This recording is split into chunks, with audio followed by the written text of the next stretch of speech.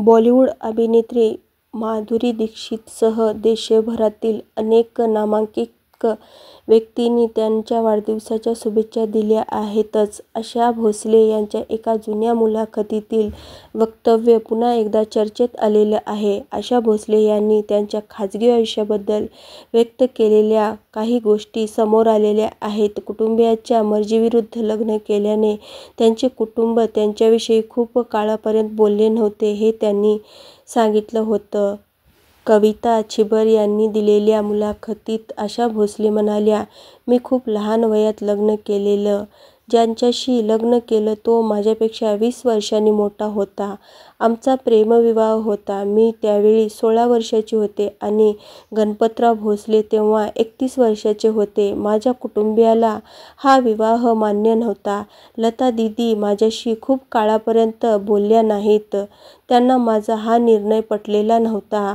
मी ज्या घरात लग्न करून गेले होते त्यांचे कुटुंब खूप रूढिवादी विचाराचे होते. त्यामुळे संगीत क्षेत्रातील नावाजलेली गायिका सून म्हणून ते मला स्वीकारू शकले नाहीत. दुसरीकडे माझ्या पतीला मी माहेरच्या लोकांशी संबंध ठेवावे असे वाटत नव्हते.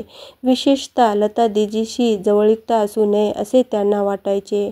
जेव्हा आशा भोसलेच्या दुसऱ्या मुलाचा हेमंत जन्म झाला, परिस्थिती थोडी चांगली होऊ लागली. पण हा आनंद फार काळ टिकू शकला नाही. आशा भोसलेंना कौटुंबिक छळाला सामोरे जावे लागले. खूप काळ त्यांनी हा छळ सहन केला.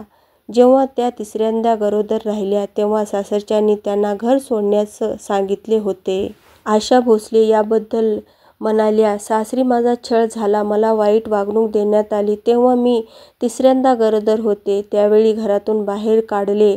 त्यानंतर मी परत माझ्या आई भावांकडे आले आणि त्यांच्याबरोबर राहू लागले. माझ्याबरोबर जे घडले त्यासाठी मी कोणालाही दोष देत नाही किंवा माझ्या मनात कोणाबद्दल वाईट हेतू देखील नाही. मला असे वाटते की गणपतराव भोसलेंना मी भेटले नसते तर मला इतकी छान 3 मुले झाली नसती.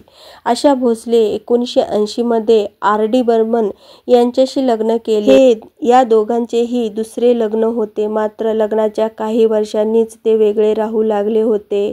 बर्मन यांच्या जीवनशैलीमुळे त्यांच्या नात्यात दुरावा आला होता असे म्हटले जाते. 1994 साली R.D. बर्मन यांचे निधन झाले. तोपर्यंत ते एकमेकावर प्रेम करत होते. परस्पराविषयी आदर होता. तर तुम्हाला R.D. बर्मन आणि आशा भोसले या आवडतात का? यांचे कोणते कोणते गाणे तुम्हाला आवडतात हे नक्की कमेंटमध्ये सांगा. आणि आतापर्यंत एकटा जीव सदाशिव या चॅनलला सबस्क्राईब केलं नसेल तर नक्कीच सबस्क्राईब करून घ्या.